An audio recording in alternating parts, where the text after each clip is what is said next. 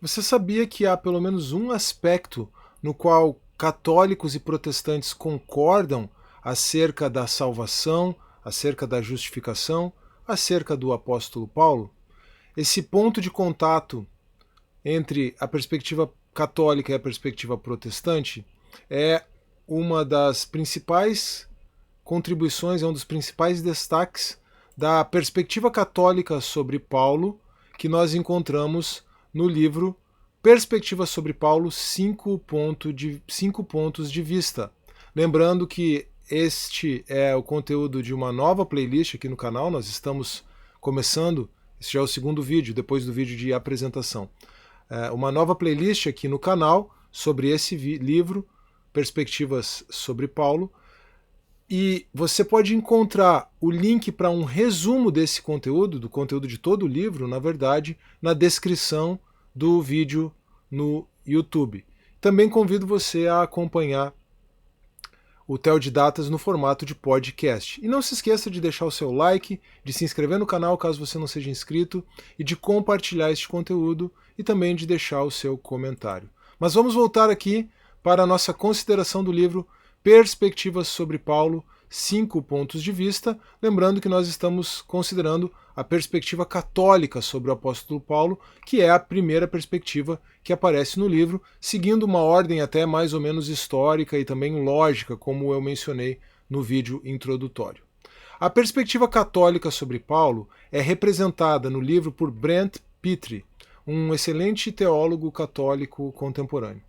E ele inicia a sua exposição destacando que a interpretação de E.P. Sanders, ela sempre foi, em alguns momentos, criticada, em alguns momentos, criticada exatamente por parecer muito próxima ao catolicismo. Então o ponto de partida do Pitre é essa acusação que paira sobre o Sanders, uma proximidade com a perspectiva católica sobre Paulo.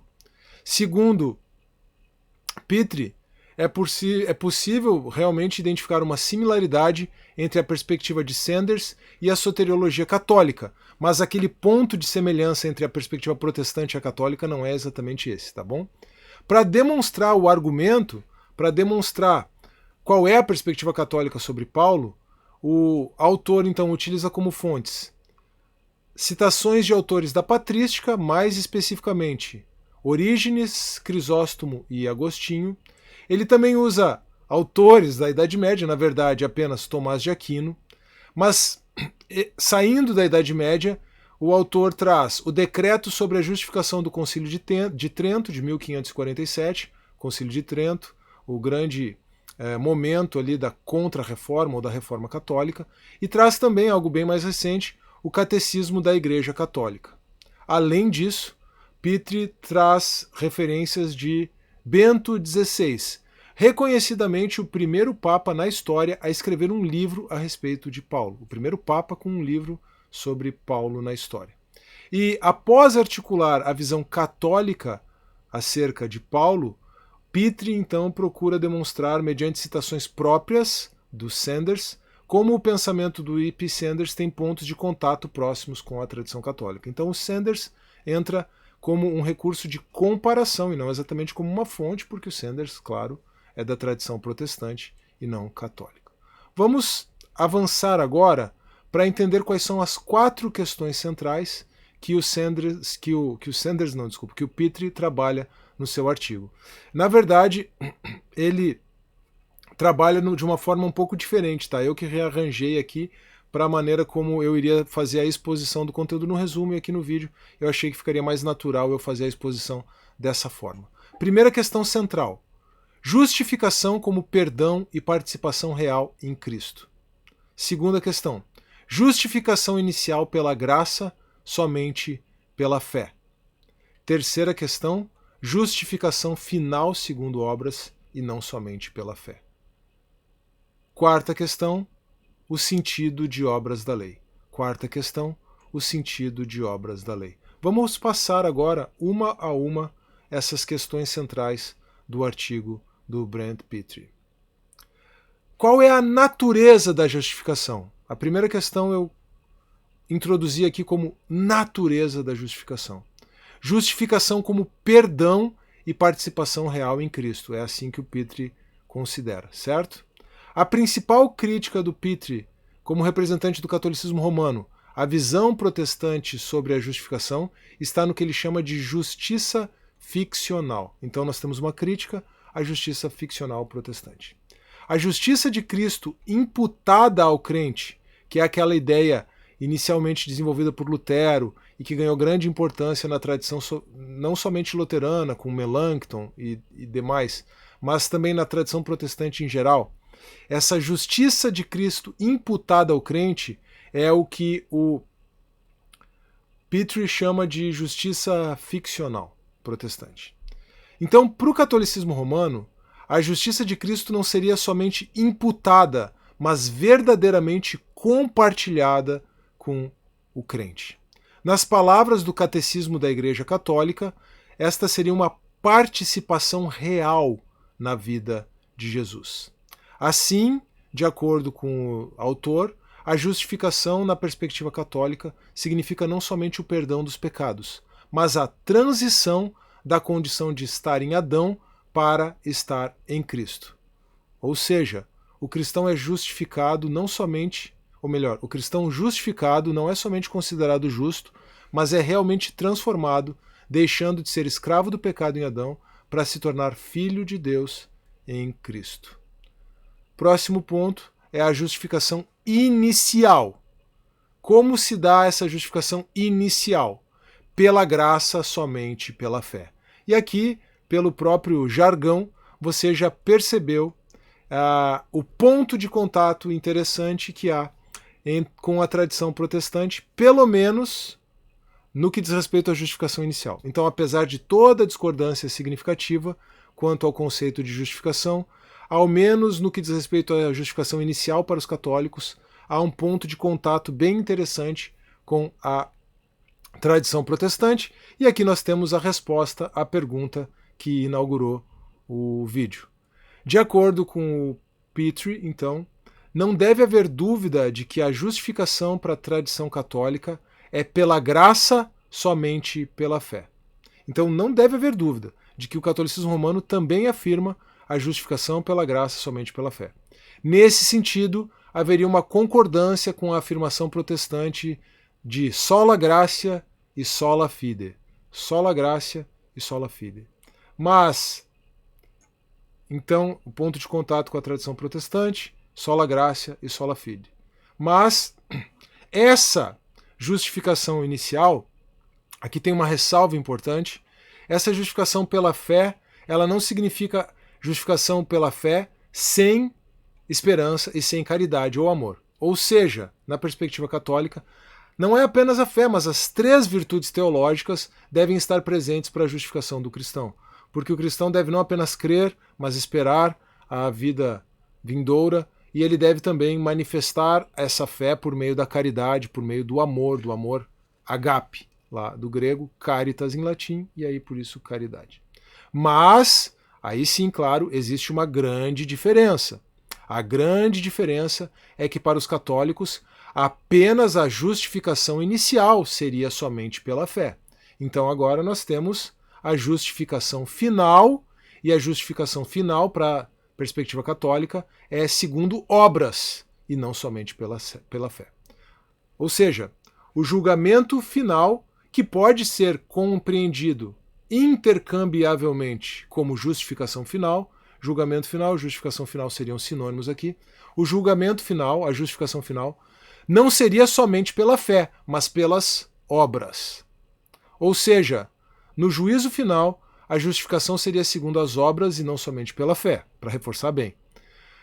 Bento XVI afirma que Paulo parece dizer que o indivíduo é justificado pela fé, mas julgado pelas obras. Então, justificado pela fé, mas julgado pelas obras. Assim, a justificação seria uma realidade tanto passada quanto futura. A justificação como uma realidade tanto passada quanto futura. Justificação e julgamento final seriam duas formas de se referir à mesma realidade. Por isso, quem não permanece em Cristo e insiste em praticar más ações deverá ser castigado com ira e destruição, de acordo com a perspectiva católica. Como quer que você interprete a questão da justificação, parece que isso, quem não permanece em Cristo e permanece na prática de pecado, dificilmente você pode afirmar que é salvo. A questão é como a sua estrutura teológica vai levar você a isso. Voltando à perspectiva católica, a perspectiva do Petrie, as obras do cristão teriam, assim, um valor meritório, porque seriam obras do próprio Cristo no cristão. Petrie associa essa perspectiva católica ao ensino de Sanders, o nomismo da aliança. Se você quiser saber mais sobre isso, veja o vídeo inicial dessa playlist aqui. O nomismo da aliança tem uma semelhança nesse sentido com a perspectiva católica, porque de acordo com Sanders, olhando para o judaísmo do Segundo Templo, o judeu entrava na aliança exclusivamente pela graça de Deus na eleição, mas permanecia na aliança como consequência da obediência. Assim também o cristão é justificado, entra na aliança pela graça de Deus manifestada em Cristo, mas permanece nessa aliança, permanece na salvação por meio da obediência ou como uma consequência da obediência. Estou falando da perspectiva católica exposta pelo Petrie aqui, tá bom? O último ponto é o sentido de obras da lei. E como eu já mencionei no vídeo introdutório, esse é um ponto que é central não apenas aqui para a abordagem da perspectiva católica, mas ele é central para toda a obra. E agora eu vou procurar deixar nesse slide claro porque ele é central para toda a abordagem dessa obra comparativa. Qual é o sentido de obras da lei? Essa é uma questão interpretativa chave, como eu já mencionei, e nem mesmo na tradição católica existe um consenso absoluto sobre o assunto, tá? Mas o Petrie afirma que existe um consenso em torno dessa questão interpretativa chave, um consenso de que as obras da lei estariam ligadas aos preceitos cerimoniais da Torá. O que seriam esses preceitos cerimoniais da Torá? As leis alimentares, a circuncisão e a guarda do sábado. E não diria respeito às boas obras realizadas por quem já está em Cristo. Então, obras da lei seriam preceitos cerimoniais e não boas obras, de acordo com esse consenso firme no catolicismo romano. Mas tem uma ressalva, e é uma ressalva importante, tá bom? Porque Petrie reconhece que Agostinho e Tomás de Aquino estendem o conceito de obras da lei também para abranger a lei moral. Então é uma ressalva importante e não pouco significativa aqui. Agostinho e Tomás de Aquino estendem o conceito de obras da lei para abranger também a lei moral. Por que que essa questão é chave? Por que que essa questão é importante? Porque uma visão mais restritiva, pensando em termos de observância cerimonial, aspectos cerimoniais, apoia a distinção entre justificação inicial pela fé e justificação final pelas obras, que é a visão que o Petrie afirma. Ou seja, uma interpretação mais restritiva, ela promove a distinção entre justificação inicial e final. Por quê? Porque obras da lei, pelas quais ninguém é justificado, seriam os preceitos cerimoniais. Mas a justificação final ainda é pela obediência, então as obras da lei não poderiam ser identificadas com a obediência, de acordo com a perspectiva católica. Agora, uma visão mais ampla, uma interpretação mais ampla da expressão obras da lei, vai indicar, juntamente com a perspectiva protestante tradicional, que a justificação inicial e a justificação final são pela fé somente. O que seria essa interpretação mais ampla? Obras da lei diria respeito não apenas aos aspectos cerimoniais, mas a toda a observância moral da lei de Deus. E, portanto, obediência moral significaria obras da lei, e obediência moral, então, e Paulo estaria combatendo, especialmente na carta aos Gálatas, mas em geral em todos os seus escritos, Paulo estaria combatendo a possibilidade de que obediência moral, perfeição moral, esforço moral pudesse justificar o cristão. Isso é o que afirmam a perspectiva protestante tradicional, na verdade, E como você percebeu no primeiro vídeo, no vídeo introdutório, mesmo os defensores da nova perspectiva sobre Paulo afirmam se manter fiéis à perspectiva protestante tradicional quanto a isso. Embora essa questão das obras da lei seja importante, também a interpretação das obras da lei seja importante na NPP, e haja uma tendência na nova perspectiva sobre Paulo a interpretar obras da lei de forma mais restritiva. Uma tendência. Na verdade, eu acho que o que é mais correto é nós entendermos que o próprio uso que Paulo faz dessa expressão é ambíguo e não é 100% claro em todos os seus escritos. Aqui é uma perspectiva minha, tudo bem? Mas isso a gente vai trabalhar à medida que for passando pelos demais conteúdos aqui desta série, pelos demais artigos do livro.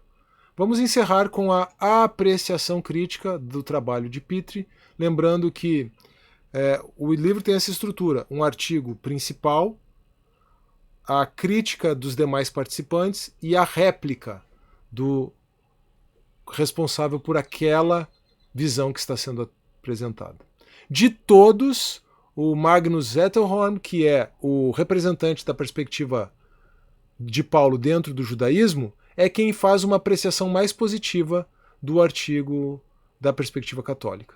De acordo com ele, o Pitre teve sucesso em demonstrar que a soteriologia católica se aproxima mais do Paulo histórico do que a protestante. Essa é a perspectiva do Zettelholm. Andreas Das, o representante da perspectiva protestante, defende, é claro, a perspectiva protestante de que a justificação final não é menos generosa ou graciosa do que a justificação inicial. James Dunn, o representante da NPP, aponta ser necessário colocar o fruto do Espírito em oposição à prática da lei, como em Gálatas, para que seja possível que nós percebamos o equilíbrio da teologia da salvação de Paulo. Então, para equilibrar a teologia da salvação de Paulo, nós temos que colocar o fruto do Espírito em contraposição às obras da lei. Uma vida baseada somente na fé, capacitada pelo Espírito Santo, irá produzir boas obras como fruto necessário e inevitável de um caráter verdadeiramente transformado por Deus. John Barclay traz uma perspectiva muito interessante aqui, apresenta um ponto muito interessante indicado para ele, na verdade, por uma colega. Ele aponta que há uma importante diferença metodológica entre católicos e protestantes quanto à consideração da graça de Deus. Esse aqui foi um dos insights mais interessantes na leitura do livro, para mim, tá bom? Para os católicos, a graça de Deus aperfeiçoa a natureza humana. Então, o contraste, a ênfase dos católicos é nessa contraposição entre graça e natureza, o que é verdade, de acordo com as Escrituras. Mas os protestantes, por sua vez, contrapõem graça a pecado, o que também é verdade, de acordo com as Escrituras. Tá? Se para os católicos a graça de Deus aperfeiçoa a natureza humana, para os protestantes, a graça de Deus livra o ser humano do pecado. Claro, então, de que natureza nós estamos falando, né? Na perspectiva católica, o que é aperfeiçoado é a imagem divina no ser humano que foi corrompida pelo pecado. Então é essa natureza essencial do ser humano como criatura de Deus, a criatura de Deus feita à sua imagem e semelhança. Para protestantes, a graça de Deus liberta o ser humano da sua natureza pecaminosa. Então, a própria expressão natureza aqui, se for trabalhada, ela vai ser trabalhada em sentido equívoco e não unívoco, num sentido ambíguo. Então, nós precisamos tomar cuidado. É uma questão de ênfase. Como você tem uma ênfase diferente e a metodologia é a forma que se procura buscar a verdade, a ênfase leva a uma metodologia diferente e essa metodologia vai levar a respostas que podem ser diferentes e, no caso, são significativamente diferentes. O Barclay procura apresentar, ou procura falar, para evitar a contraposição entre monergismo e sinergismo, numa espécie de energismo, afirmando que a fé não representa apenas o começo, mas toda a vida cristã. Então a fé, ela energiza o cristão por toda a sua vida, não apenas no começo, sendo tão definitiva no dia do juízo final quanto no início da caminhada. Na sua réplica, Pitre indica que Paulo interpreta a graça como capacitação divina e que, embora ele concorde que a justificação tem um caráter retórico no apóstolo, ela também deve ser compreendida como moralmente transformadora. Então, justificação é apenas retórica ou justificação é moralmente transformadora? Justificação pressupõe uma transformação moral, uma transformação real. Essa é uma questão importante também e é um ponto de significativa discordância entre católicos e protestantes.